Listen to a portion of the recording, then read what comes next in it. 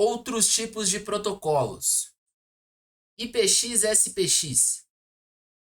Protocolo IPX-SPX, que é Internet Protocol Exchange, sequência de Packet Exchange, é composto por dois protocolos, no caso o IPX e o SPX. O IPX-SPX foi criado pela Novell para ser utilizado pelo sistema operacional NetWare. O IPX-SPX é semelhante ao TCP/IP. O IPX, assim como o IP, trabalha na camada de rede, e o SPX, assim como o TCP, trabalha na camada de transporte. O protocolo IPX-SPX foi muito utilizado na década de 80, pois a maioria das redes locais utilizava o sistema operacional NetWare. No entanto, com a popularização da internet, que utiliza o protocolo TCP/IP, as redes acabaram abandonando o protocolo IPX-SPX. Sobre o IPX. O protocolo IPX é responsável por endereçar e transmitir os pacotes. Acompanhe a seguir algumas características deste protocolo. Primeiro, ele é composto por 10 bytes. Segundo, ele é roteável. Terceiro, permite o compartilhamento em redes. E quarto, ele é autoconfigurável. O IPX é parecido com o IP. Uma das diferenças entre eles é que o IPX possui um sistema de endereçamento diferente do IP. O IPX possui um campo rede de 4 bytes e um campo nó de 6 bytes. O campo rede é responsável por identificar a rede em ambientes que possuem várias redes interligadas. O campo nó armazena o endereço MAC da placa de rede, o que torna esse protocolo autoconfigurável, pois cada computador possui um endereço MAC. Assim, não é preciso gerenciar e atribuir o endereço IPX para cada equipamento da rede, como ocorre com o IP. No entanto, existe um problema no sistema de endereçamento do IPX. Caso um servidor possua duas placas de rede e cada placa esteja conectada a uma rede diferente, esse servidor acaba possuindo dois endereços diferentes. Nesse caso, apenas um dos dois endereços da placa é utilizado para identificar o servidor. Assim, se a máquina de outra rede quiser acessar o servidor, terá uma resposta mais lenta, pois os dados terão de passar pelo roteador para chegar ao seu destino. Para solucionar esse problema, é utilizado o número de rede interna. Esse número é configurado no servidor como sendo um único endereço na rede, de forma que os equipamentos de redes o reconheçam. Assim como o IP, o IPX é baseado em um datagrama que não é capaz de fazer a verificação de chegada correta dos dados do destino.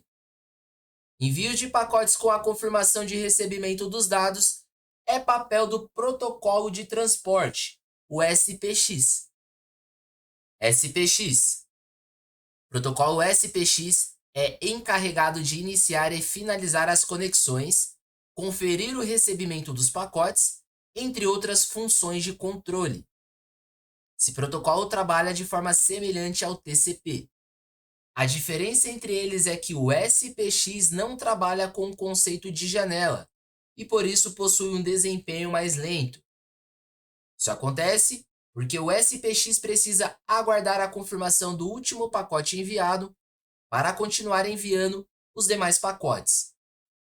Com o lançamento do IPX2, junto com a NetWare 4, esse problema foi resolvido. O sistema de protocolo SPX para envio e confirmação de recebimento dos pacotes é semelhante ao do TCP. Nesse sistema, o transmissor insere um número de sequência ao pacote e o destinatário, ao receber o pacote, retorna uma mensagem de confirmação indicando o número do próximo pacote. X25. O X25 é uma arquitetura de rede que surgiu da necessidade de se comunicar dois computadores utilizando uma rede externa compartilhada. Nessa rede são utilizados um pacote de protocolos também chamado de X25.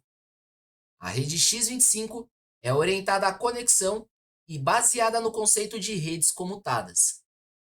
Para compreender o funcionamento da rede X25, é preciso saber esses dois conceitos. Dizer que uma rede é orientada à conexão significa que ela garante a entrega dos dados enviando uma mensagem de confirmação quando um pacote é recebido. Já as redes comutadas são aquelas onde, depois de estabelecido o caminho da comunicação entre os equipamentos de uma rede, eles sempre se comunicam por meio desse caminho enquanto houver a conexão. E esse caminho ele é chamado de circuito virtual. Bom, o X25 ele trabalha nas 3 primeiras camadas do modelo OSI, aquele modelo que vimos em aulas anteriores, no qual possuem 7 camadas. Dentre das 7 camadas, as 3 no qual o modelo X25 atua é na camada de rede, camada de enlace e na camada física. Bom, sobre a camada de rede, disponibiliza as conexões para estabelecimento, manutenção e desconexão de um circuito virtual. Já na enlace, ele recebe os pacotes enviados pela camada de rede e os transforma em quadros a serem transmitidos pela rede. E por fim, o físico, ele recebe os quadros da camada enlace e os transforma em sinal para serem enviados pela rede. A transmissão das informações na rede é feita entre o terminal cliente denominado de DTE, significa Data Terminal Equipament, e um equipamento de rede denominado DCE, que significa Data Circuit Terminal Equipament. O DTE é uma estação de trabalho e o DCE pode ser qualquer equipamento de rede, um roteador, um switch ou ainda um modem. Como já foi dito, a rede X25 é baseada em redes comutadas. A desvantagem desse tipo de rede é o atraso na entrega dos dados, já que o DCE armazena as informações recebidas para depois enviá-las para o destino. Outro ponto a ser considerado é que o DCE precisa possuir bastante memória para armazenar os dados a serem transmitidos na rede. Bom, então o DCE nós vimos acima que ele é qualquer equipamento. Então, ao utilizar um tipo de rede X25, necessita-se que esse equipamento que será utilizado tenha bastante memória, bastante capacidade de armazenamento e bastante capacidade de transmissão também. E mesmo sendo um equipamento robusto com bastante capacidade, ainda assim é possível que haja atrasos nas entregas dos dados, pois as informações elas são primeiro recebidas para depois serem enviadas ao destino. Então não existe o conceito de janela onde as informações elas ficam separadas. É obrigatoriedade do envio e recebimento para depois fazer um próximo envio da informação seguinte. Frame Relay. O Frame Relay é um protocolo de comunicação semelhante ao X25 que acabamos de ver. Ele também é baseado em redes comutadas, mas não é orientado à conexão e por isso não garante a entrega dos dados. Esse protocolo opera nas camadas 2 e 3 do modelo OSI.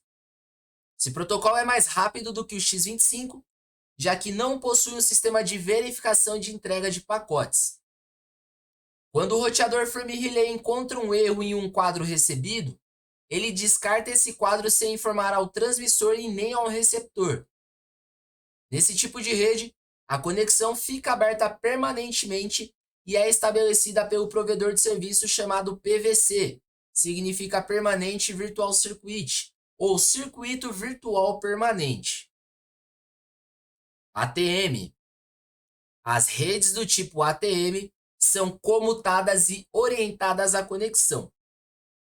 Além disso, essa rede é mais rápida que a X25 e que a Frame Relay, as duas anteriores que nós vimos há pouco, pois possui uma alta taxa de transferência que varia entre 25 megabits por segundo e vai até 622 megabits por segundo.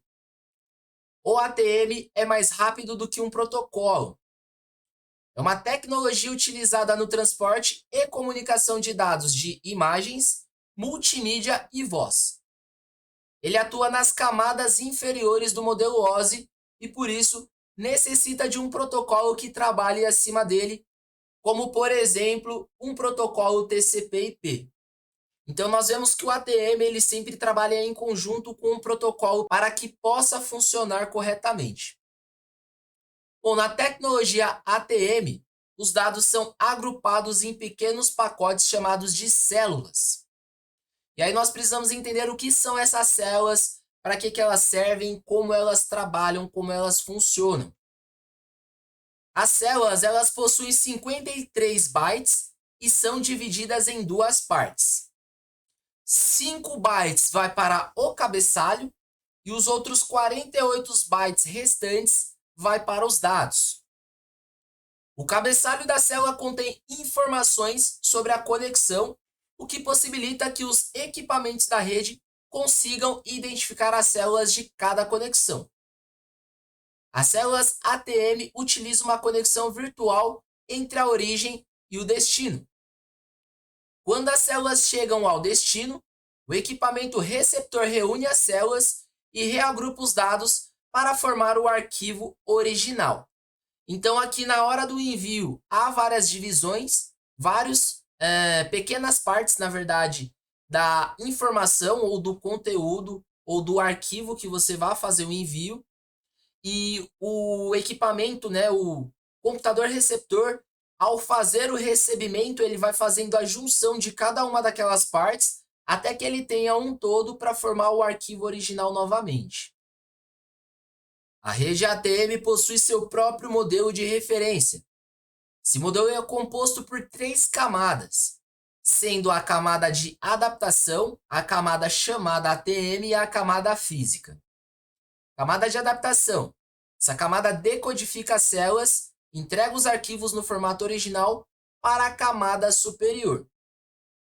Camada ATM. Essa camada trabalha com a construção, processamento e transmissão das células. Além disso, essa camada recebe e suspende as conexões virtuais e gerencia tráfegos da rede. E a camada física é responsável por cuidar dos meios físicos utilizados para transmitir as células.